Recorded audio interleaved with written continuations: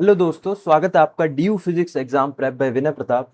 In today's video we are going to solve some PYQ question of atomic and molecular physics. This is part 3 of the PYQ series. So let's start with question number 4. So this question was asked in 2023 and इसके अंदर दो part थे, part A and B. Part A आपके पास 5 marks में था and part B आपके पास 10 marks में था. So now let's look at part A. Write down the ground state configuration for the following molecule B2, C2, F2, C2 plus, Li2 plus. And what is the multiplicity of states in each state? So first of all, मैंने आपको configuration का trend बताया था molecules के लिए.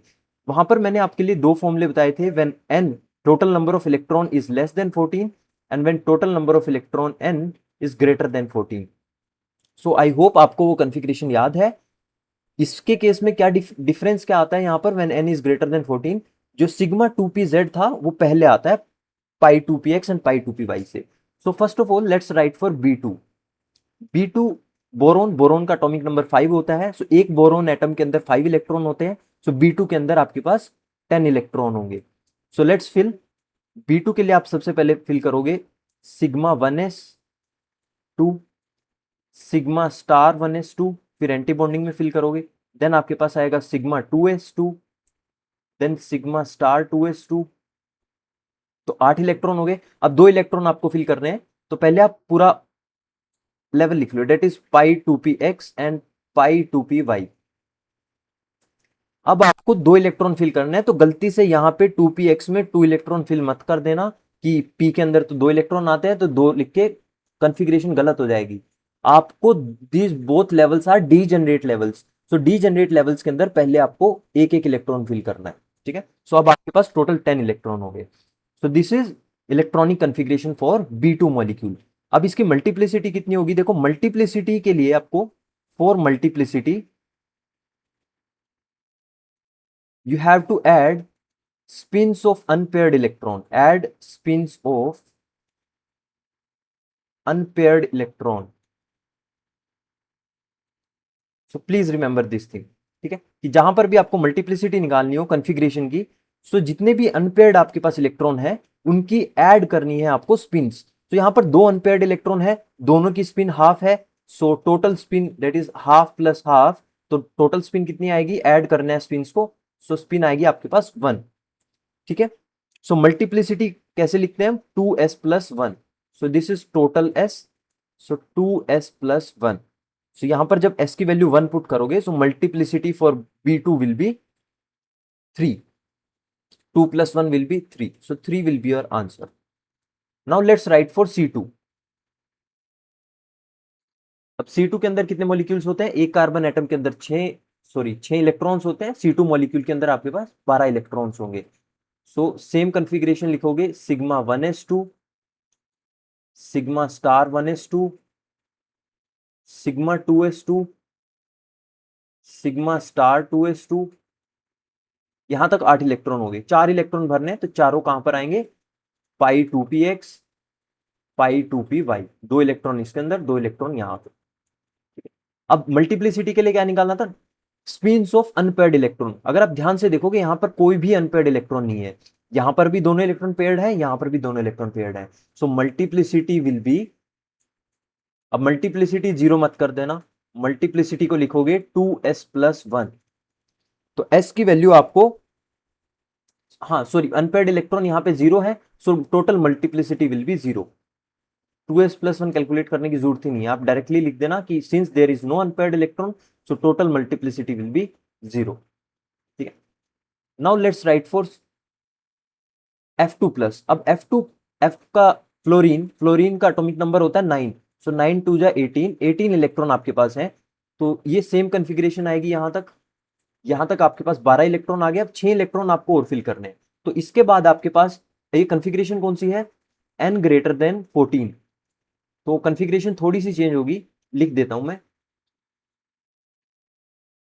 तो आप लिखोगे sigma 1s2, sigma star 1s2, sigma 2s2, sigma star 2s2. Pi 2px and pi 2py से जो सिग्मा 2pz है वो पहले आता है यहां पे. So sigma 2pz. सो पहले आप इसके अंदर 2 इलेक्ट्रॉन फिल करोगे, देन इसके अंदर फिल करोगे. Pi two P x pi two P y, 2 electron यहाँ पे, 2 इलेक्ट्रॉन यहाँ पे। सो 8 + 6, यहां तक 8 इलेक्ट्रॉन थे, यहां तक 6 इलेक्ट्रॉन आ गए, तो 14 हो गया आपके पास। अब 4 इलेक्ट्रॉन आपको और फिल करने हैं, तो वो आएंगे आपके एंटी बॉन्डिंग ऑर्बिटल में। So anti bonding orbital means, anti bonding orbital आएगा इसके बाद pi star two P x pi star two P Y. तो कितने इलेक्ट्रॉन फिल करने हैं? 4 इलेक्ट्रॉन। तो 2 इलेक्ट्रॉन यहाँ पे, 2 इलेक्ट्रॉन यहाँ पे। ये आपकी कॉन्फ़िगरेशन होगी F2 की। Since there is no unpaired electron, so your multiplicity will be 0। Multiplicity will be 0। Then आप किसके लिए लिख सकते हो?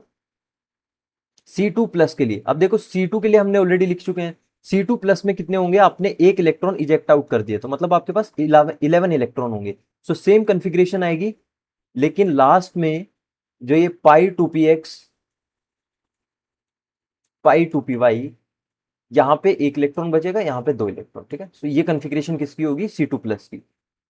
लास्ट लिखते हैं हम Li2+ की। सो Li2+ की भी लिख लोगे अब आप, I am sure.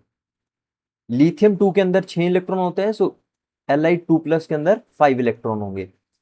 So 5 electron एक सिग्मा 1s2 के अंदर, सिग्मा स्टार 1s2, 4 इलेक्ट्रॉन हो गए। एंड सेकंड फिफ्थ इलेक्ट्रॉन आपके पास आएगा सिग्मा 2s1 के अंदर। ठीक है, so this is the configuration for lithium 2+। Clear है? अच्छे से कॉन्फ़िगरेशन को याद कर लो, ऐसा क्वेश्चन आने के बहुत चांसेस हैं। अब पार्ट बी पर आते हैं। Using the non rigid harmonic oscillator approximation to construct an energy level diagram for the first 5 rotation levels in V equals to 0 and V equals to 1 vibration states of lithium F, Li6 and F19 given है। so first of all we have to draw the energy level। मैंने आपको कहा था उस energy level को याद कर लो, rotational vibrational energy level diagram for diatomic molecule. तो यहां पर उसे ड्रॉ करते हैं। ठीक है, यहां पर करते हैं for any diatomic molecule. हमारे केस में LiF है हमारे पास। तो सबसे पहले आपको वाइब्रेशन लेवल्स ड्रॉ करने हैं। 2 वाइब्रेशन लेवल्स हैं आपके पास। V इक्वल टू 0, मतलब यहां पर आप ड्रॉ करोगे rotation levels in V equal to 0, and यहां पर आप ड्रॉ करोगे vibration levels in V equal to 1 state. ठीक है, सो डिफरेंट रोटेशन लेवल्स होंगे इनके अंदर।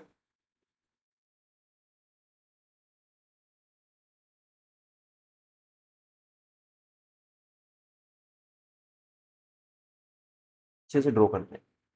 सो 4-5 लेवल यहां पर ड्रॉ कर लो, 1 2 3 4 एंड 5।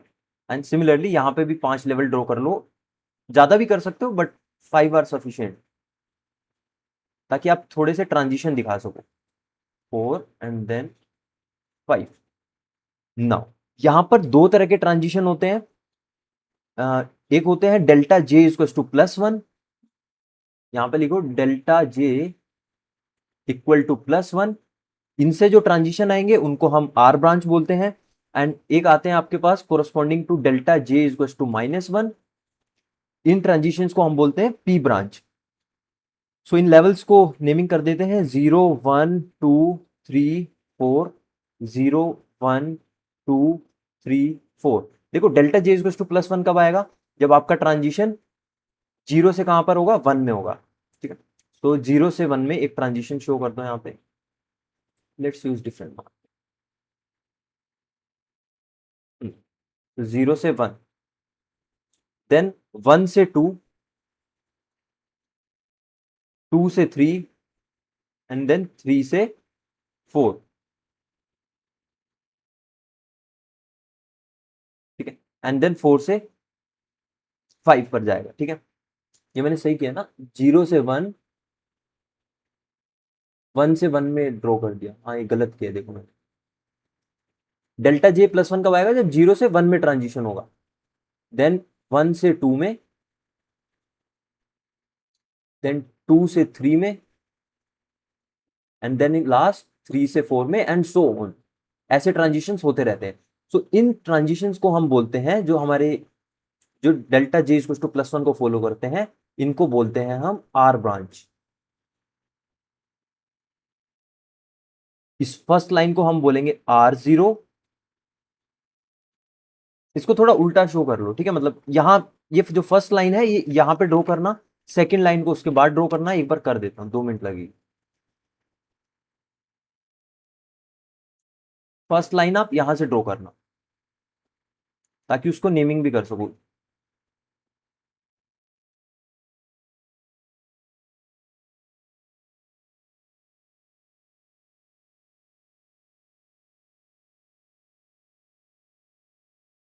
हाँ अब ठीक है। देखो, फर्स्ट लाइन को हम बोलते हैं R0, सेकेंड लाइन को R1, थर्ड लाइन को R2, and then so on. आपके पास लाइंस आती हैं राइट हैंड साइड में, इसको बोलते हैं हम R branch. Then left hand side में आपको सिलेक्शन रूल फॉलो करना है, that delta J should be -1। तो 0 से 0 कोई लोअर स्टेट पॉसिबल ही नहीं है, तो आप 1 से कहां जाओगे, 0 पे। 1 से 0 पे, देन 1 से सॉरी 2 से 1 पे आपका डेल्टा जे -1 आएगा, देन 3 से 2 पे, एंड देन 4 से 3 पे। सो ये जो ट्रांजिशंस आते हैं इनको बोलते हैं हम पी ब्रांच, एंड जो फर्स्ट लाइन आती है वो P1 से डिनोट करते हैं, second line P2, and then P3 and P4 and so on.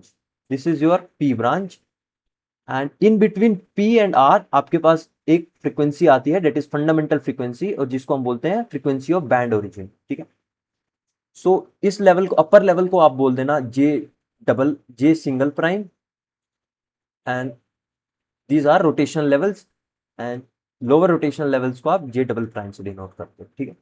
अब हमारे पास ये हो गया rotational vibrational energy level diagram for diatomic molecule. ये डायग्राम आपको ड्रॉ करना है, उसके बाद आपको फ्रीक्वेंसीज कैलकुलेट करनी है। सो 5 रोटेशन लेवल्स, मतलब हमने 4-5 लाइन शो कर दी हैं इसके अंदर। You have to indicate the allowed transitions. Allowed transitions हमने लिख दिए हैं। Calculate the frequency of first 3 lines in each R and P branch. तो मैंने आपको फॉर्मूला बताया था R branch and P branch का। सो आपके पास जो फ्रीक्वेंसी होती है पी ब्रांच की, that is given by your fundamental frequency, that is frequency of band origin, minus 2b j prime plus 1। जहां पर j प्राइम क्या है, योर अपर रोटेशन लेवल, ठीक है।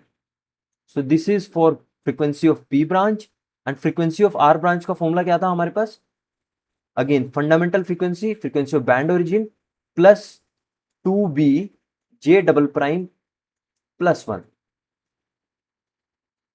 इन दोनों फॉर्मूलाज को याद रखो। फंडामेंटल फ्रीक्वेंसी हम कैलकुलेट कर लेंगे with the help of these two जो वैल्यूज हमें गिवन है। आपको फॉर्मूला ऐसे याद रखो, पी आपका कहां आ रहा है, लेफ्ट हैंड साइड में आ रहा है। लेफ्ट हैंड साइड में आ रहा है तो माइनस होगा। आर ब्रांच आपकी राइट हैंड साइड में आती है तो प्लस होगी, ठीक है। एंड इसमें जे प्राइम आता है, इसमें जे डबल प्राइम आता है। अब आप कैलकुलेट कर सकते हो first line, second line and so on. सबसे पहले बी कैलकुलेट कर लो and fundamental frequency. So fundamental frequency nu zero will be equal to, harmonic oscillator के केस में ध्यान रखना, फॉर हार्मोनिक ऑसिलेटर यहां पे लिख लो, fundamental frequency is equal to equilibrium frequency. And equilibrium frequency हमारे पास कितनी होती है, 1/2πc under root k by mu. जब आप रिड्यूस मास कैलकुलेट करोगे LIF के लिए, सो रिड्यूस मास आपके पास कैसे आएगा, 6 into 19 divide by 6 plus 19 multiplied by 1.6 into 10⁻27।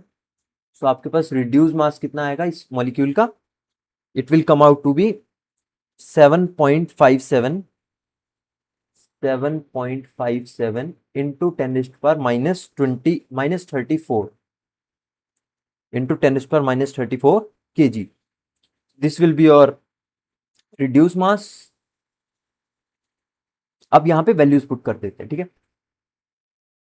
So your fundamental frequency will be 1/2 into 3.14 into c speed of light under root के की वैल्यू आपको गिवन है 250 divide by mu. Reduce mass is 7.57 into 10⁻, इसका order गलत है, मतलब यहाँ पे 27 kg के ऑर्डर का आएगा, ठीक है।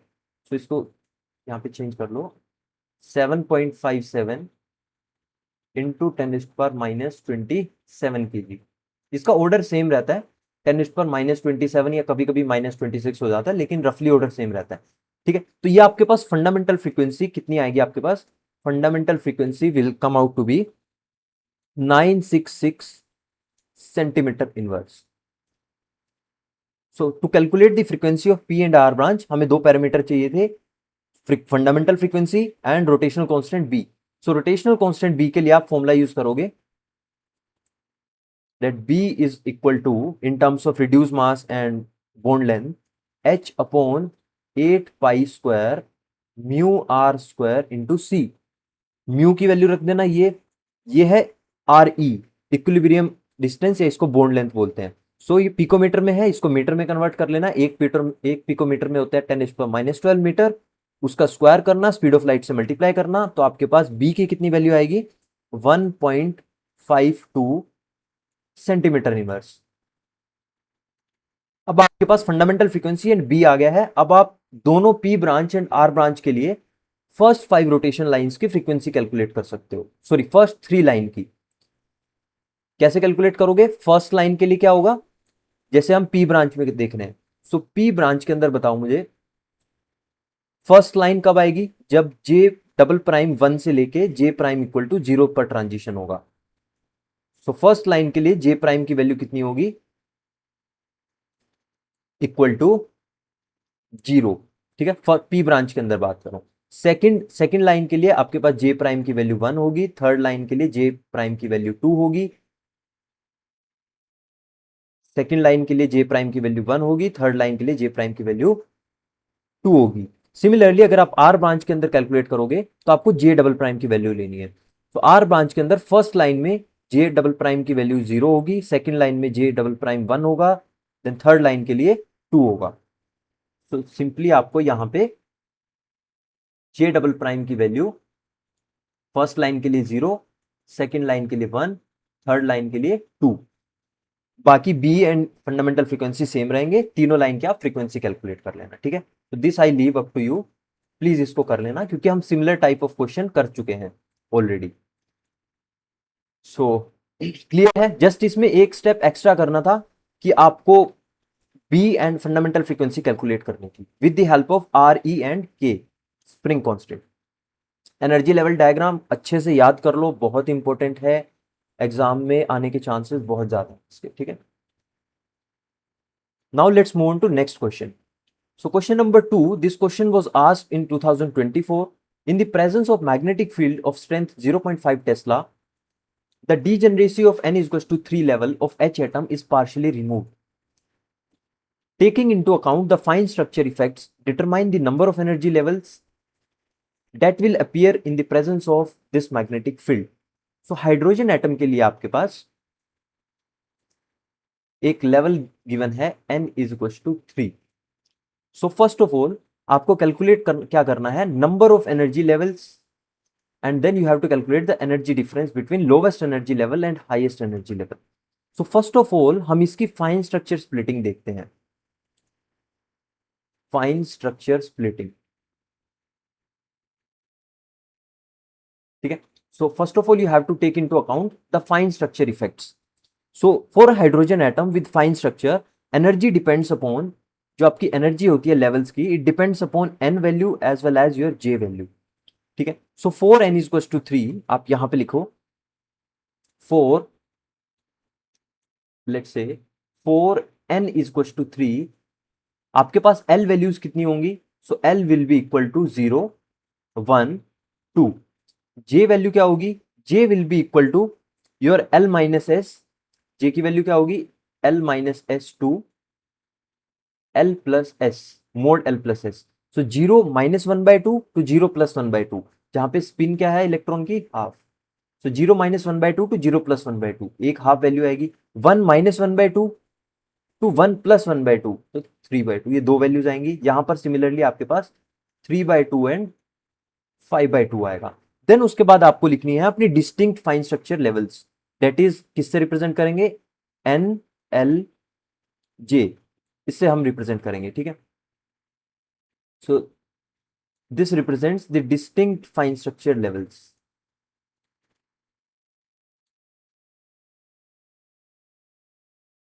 एंड उसके कोरस्पॉन्डिंग हम उनकी टर्म्स लिख लेते हैं। तो यहाँ पे n की वैल्यू तो 3 है, L इज टू 0 के लिए आप लिखोगे s, एंड j वैल्यू है आपके पास हाफ। यहाँ पर आप लिखोगे 3, L is to 1 means p, j आपके पास हाफ है, and 3p 3/2।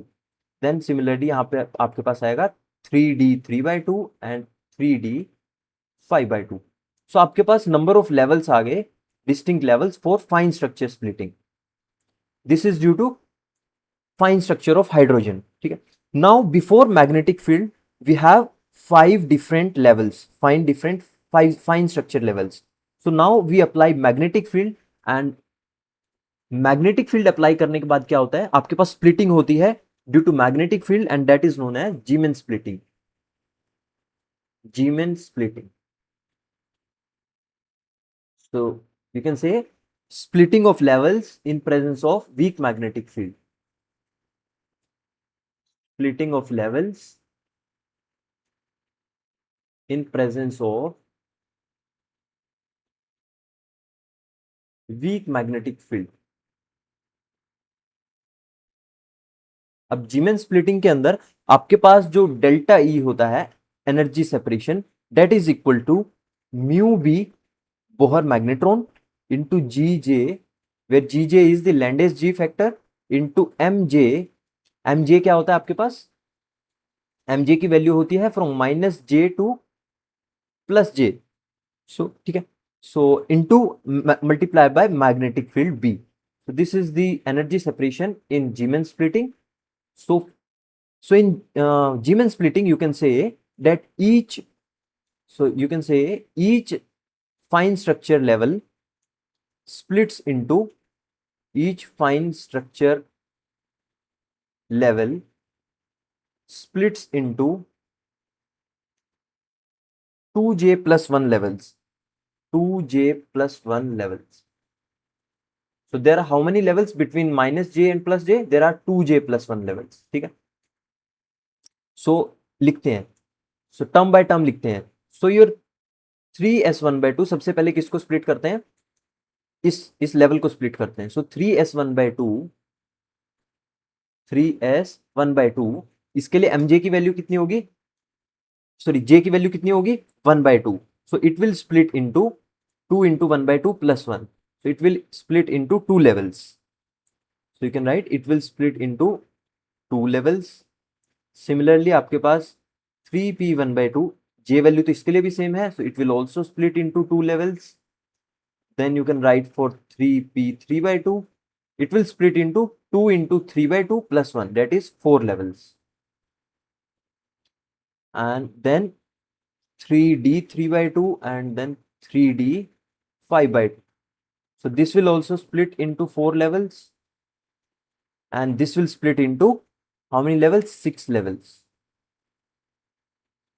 So in total your 5 distinct fine structure levels will split into a total of, if you add these levels, आपके पास आएगा 18 levels. 18 levels. So this is your total number of energy levels. Total, you can write total number of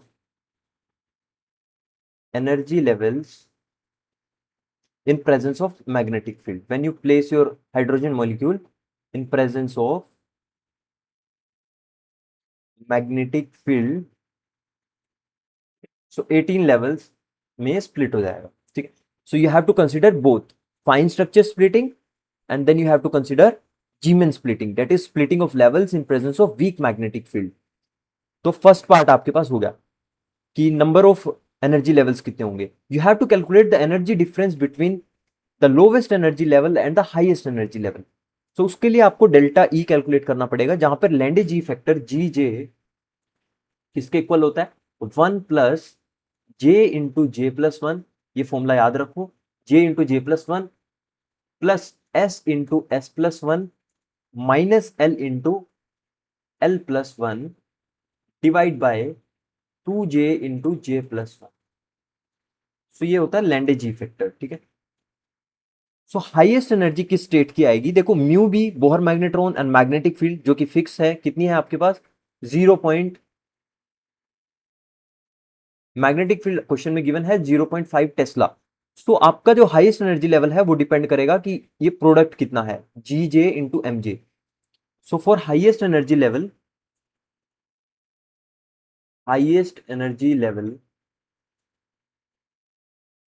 आपका किसका होगा, जिसके लिए M J की value ज्यादा होगी। एम जे की मैक्सिमम वैल्यू कितनी है आपके पास, -J2 + J। सो सबसे ज्यादा एम जे किसका होगा, जिसकी 3D5/2 कॉन्फ़िगरेशन, मतलब 3D5/2 लेवल के लिए। इसके लिए आपको first of all G J calculate करना है, जहां पर आप जे की वैल्यू पुट करोगे 5/2, डी के लिए आपके एल की वैल्यू होगी 2, spin off electron will be half. तो जी जे की वैल्यू आपके पास आएगी इसके लिए 6/5। सो 6/5 एंड एम जे की मैक्सिमम वैल्यू कितनी होगी, +J, that is +5/2। So this product G J into M J is maximum for 6/5 for this level, that is 6/5 into 5/2। तो आपके पास वैल्यू आई +3। ठीक है, लोवेस्ट किसके लिए आएगी, so lowest energy level will be, lowest energy level आपके पास होगा, that is M J equal to, M J की वैल्यू जब -5/2 होगी, M J will be equal to -5/2। G J की वैल्यू सेम रहेगी because it depends upon only J value, not M J value. ठीक है, सो जी जे की value same रहेगी, that is 6/5। तो इस केस में जी जे इंटू एम जे, इस प्रोडक्ट की वैल्यू कितनी आएगी, 6/5 into -5/2, so -3। So energy separation कितना आएगा highest and lowest energy level के बीच में, that will be given by delta ई।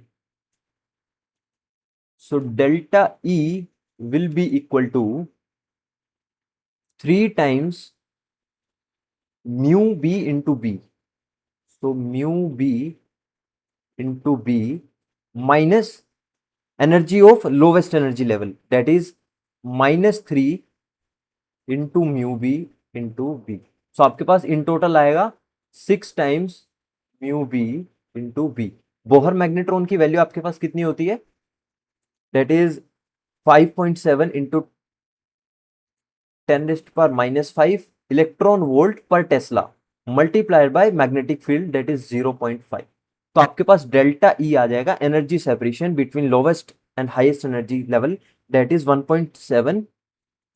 इसको सोल्व करोगे तो 1.74 into 10⁻⁵ -4 electron volt. So this is the energy separation between highest and lowest energy level. So this was your question number 2। इसका हमने दोनों part किए, पार्ट ए, अब इसका part B करते हैं। ठीक है, सो हमने नंबर ऑफ एनर्जी लेवल्स निकाले, एनर्जी डिफरेंस निकाल दिया। सो यहां से हमारा दोनों स्प्लिटिंग भी रिवाइज होगी, fine structure splitting and your Zeeman splitting. So in part B, what should be the threshold gain of the laser operating at this wavelength with a gain in medium of length, means आपको length of medium दे रखा है 30 centimetre, if the mirrors have reflectivities 99.9% and 95%। सो पहले थोड़ा सा समझते हैं इसको, तो पेज ऐड कर लेते हैं। Yes, so you have to understand first of all कि हम गेन कैसे निकालते हैं। तो आपके पास दो मिरर्स होते हैं, मिरर वन, लेजिंग एक्शन के अंदर आपके पास एम्पलीफिकेशन कैसे होता है देखो। तो mirror one and mirror two होता है कैविटी के अंदर, जिसका रिफ्लेक्टिविटी R1, मिरर टू का रिफ्लेक्टिविटी R2। जो सेपरेशन होता है इन दो मिरर्स के बीच में, उसको हम L से भी लिखते हैं, D से भी लिखते हैं। ठीक है, सो क्वेश्चन में अगर L गिवन हो या D गिवन हो, दोनों का मतलब सेम है, separation between two mirrors in the cavities.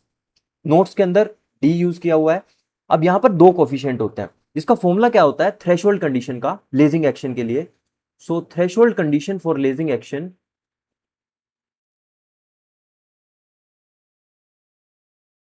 threshold condition for lasing action to take place,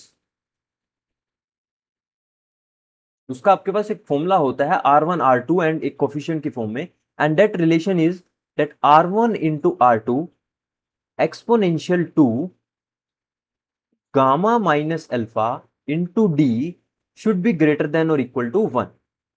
ठीक है, इस रिलेशन को याद रखो, बहुत इंपॉर्टेंट रिलेशन है। नोट्स के अंदर सर ने बताया था जब क्लासरूम में क्लासेस हो रही थी, डीएसकेएल में क्लासेस हो रही थी, कि इसके ऊपर आप ये क्वेश्चन एक्सपेक्ट कर सकते हो अपने फाइनल एग्जाम में, and this is from unit 4 laser. So इस एक्सप्रेशन को याद कर लो, जहां पर आपके पास what is R1 and R2, R1 and R2 are your reflectivities of mirror, reflectivities of mirror 1 and 2। gamma is known as, gamma को हम बोलते हैं your threshold gain coefficient, threshold gain coefficient. Alpha is known as your internal loss coefficient, internal loss coefficient, and D is the separation between two mirrors. ठीक है, ये हमें already यहां पे डायग्राम में बता चुका हूं। तो ये आपको क्वेश्चन में देखो क्या क्या गिवन है। R1 R2 आपको गिवन है, रिफ्लेक्टिविटीज ऑफ मिरर 1 एंड 2, रिफ्लेक्टिविटीज गिवन है 99.99 एंड 95%। वेवलेंथ गिवन है जो कि क्वेश्चन मतलब उस एक्सप्रेशन में यूज नहीं होगी, लेकिन गेन आपको मीडियम का गिवन, गेन नहीं है ये मीडियम है, देखो लेंथ ऑफ मीडियम गिवन है आपको 30 सेंटीमीटर। तो मींस आपको R1 एंड R2 गिवन है, R1 इज 99.99%, तो 0.999, R2 आपके पास 95%, तो आप लिखोगे 0.95, एंड आपको सेपरेशन गिवन है कितना 30 सेंटीमीटर, तो मीटर में कन्वर्ट करोगे तो 0.30 मीटर। There is no मतलब description about the internal loss, so we are going to assume that the internal loss will be 0, alpha will be 0, so your formula will become R1 R2 exponential 2 gamma t is equal to 0 for threshold condition। ठीक है, सो यहां से क्या करते हैं, gamma निकालते हैं। We have to calculate the threshold gain coefficient, we have to calculate determine the threshold gain, तो you have to calculate gamma. So पहले क्या करते हैं, इसको राइट हैंड साइड में ले आते हैं, तो आपके पास जो एक्सपोनेंशियल 2 गामा डी है वो कितना हो जाएगा 1/R1 R2। यहां से गामा कितना आएगा, लोग टेकिंग नेचुरल लोग ऑन बोथ साइड, तो 1/2D log natural of 1/R1 R2। सबकी वैल्यू पुट कर दो, आपके पास गामा आ जाएगा, सो 1/2 इंटू 0.30 मीटर में आ गया, ln log natural of 1 divide bye 0.999 into 0.95। इसको कैलकुलेट कर लेना, आपके पास थ्रेशोल्ड गेन आ जाएगा, एंड गामा की वैल्यू आपके पास आएगी 0.0872 metre inverse. So this will be your threshold gain for this cavity। ठीक है, सो इसको अच्छे से कर लेना, रट लो इस फॉर्मूले को, एग्जाम में पक्का एक ऐसा क्वेश्चन आएगा। ठीक है, now let's come to question number 2। This question was asked in 2024। ये क्वेश्चन तो कर चुके हैं हम, ये सेम ही तो क्वेश्चन अभी किया है। अच्छा ठीक है, मतलब ये मैंने यहाँ पे इसलिए किया होगा, तो this we have already done. ठीक है, now let's move on to next question। so this question 6 now, so question number 6 was asked in 2025। Question number part A देखते हैं इसमें, क्वेश्चन नंबर 6 का, the active medium of a 3 level atomic system is characterized by the following spontaneous emission rate. कुछ spontaneous emission के rate दे रखे हैं आपको। Can we use the atomic system to realize a laser, release a laser, justify your answer. So आपको understand करना पड़ेगा सबसे पहले 3 level laser. So 3 level laser के अंदर आपके पास 3 डिफरेंट लेवल्स होते हैं,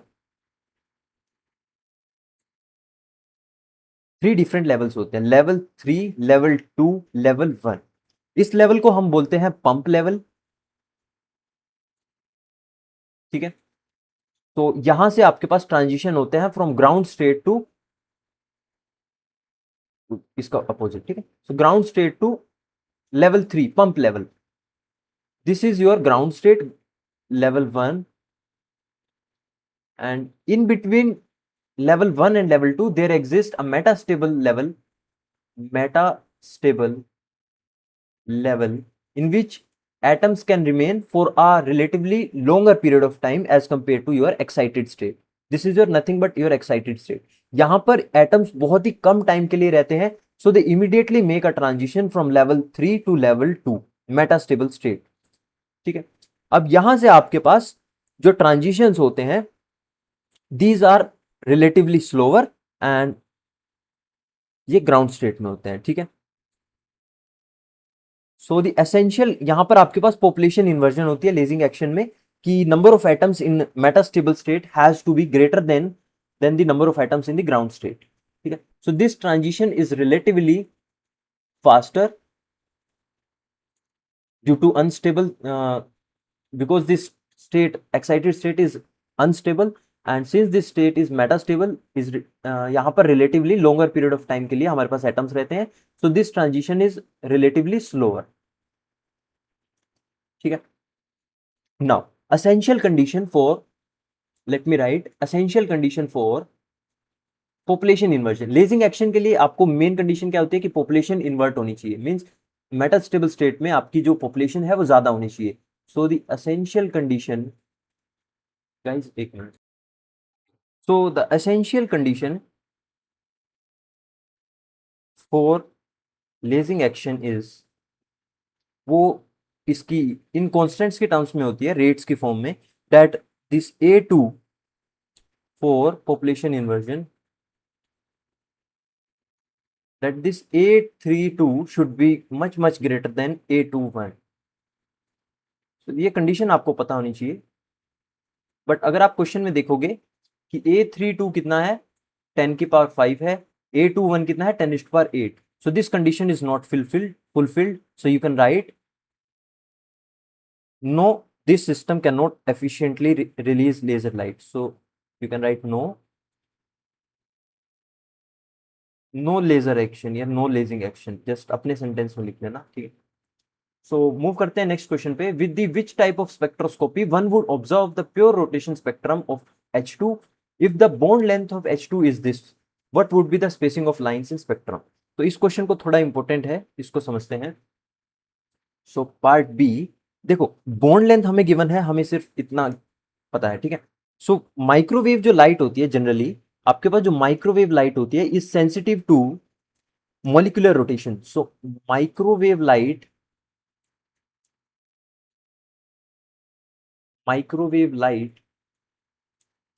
is sensitive to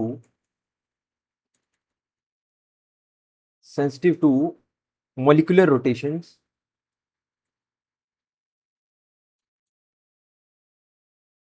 एंड इस स्पेक्ट्रोस्कोपी को हम क्या बोलते हैं, so molecular spectroscopy. So first thought हमारे पास आता है कि हमें रोटेशन को अगर स्टडी करना है इस मॉलिक्यूल के, so we can study it using molecular spectroscopy.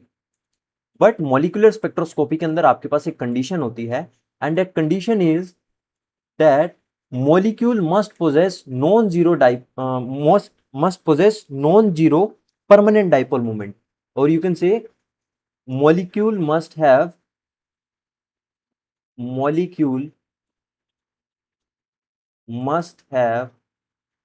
permanent dipole moment.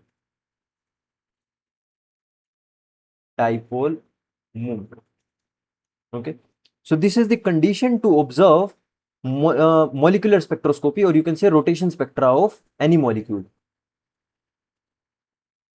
But for H2, due to its perfect symmetry, H2 के पास हमारे पास परफेक्ट सिमेट्री होती है, इसका जो centre of positive charge and centre of negative charge coincide करता है, so it results in zero dipole movement.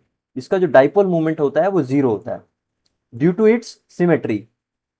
And ना केवल H2 का, आपके पास यहां पर नोट करके लिख लेना कि जो भी होमोन्यूक्लियर मॉलिक्यूल्स होता है, for example H2, N2, O2 for example, इसके जैसे और जैसे मॉलिक्यूल्स, इनके लिए होमोन्यूक्लियर के लिए जो डाइपोल मूवमेंट होता है, their dipole moment is zero, so they do not show rotation spectra. So you can write they do not show rotation spectra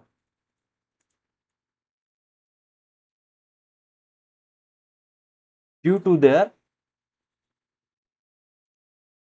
zero dipole moment. ठीक है, जीरो डाइपोल मोमेंट। तो इस note को ध्यान रखना, question में पूछ सकता है कि भाई H2 F2 N2 इन सब के लिए क्या आपके पास रोटेशन स्पेक्ट्रा आता है, तो यू हैव टू राइट कि since they are homonuclear diatomic molecules, so they do not show rotation spectra due to their zero dipole moment. But हमारे पास यहाँ पर क्या होता है, जो H2 की पोलराइजेबिलिटी चेंज हो जाती है when it rotates. So but polarisability of, you will write polarisability of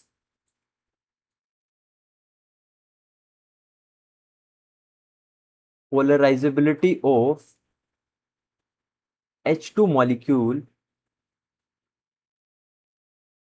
changes as molecule rotates.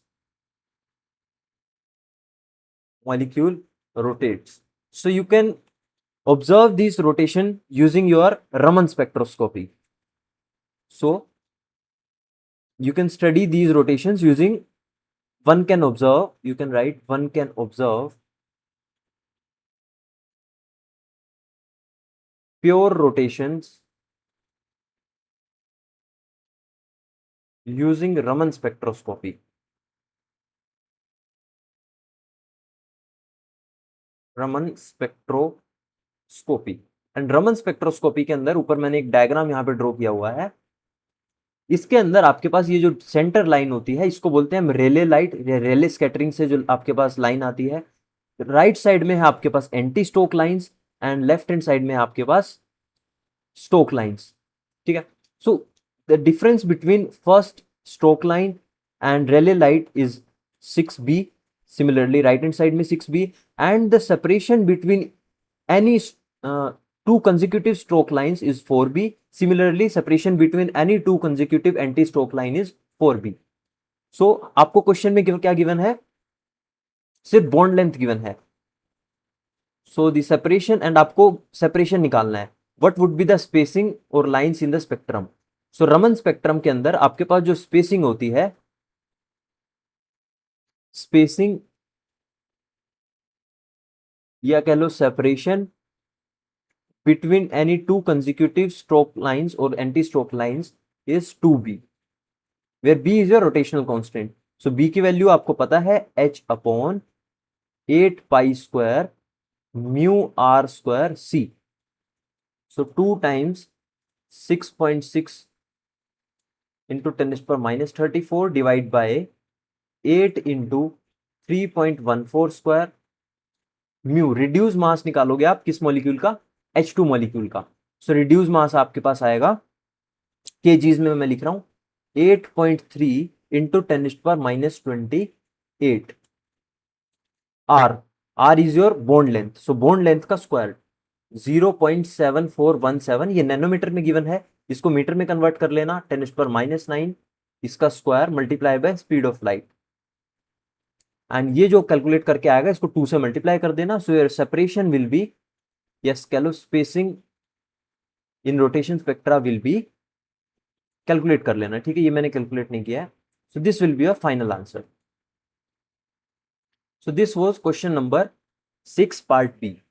आपको बताना था कि which type of spectroscopy would one observe the pure rotation spectra. So first of all आपको बताना है कि since the dipole movement for hydrogen molecule is zero, so there should be no rotation spectra due to their zero dipole moment, but due to polarizability of H2 molecule which changes due to as molecule rotates, so one can observe pure rotations using Raman spectroscopy.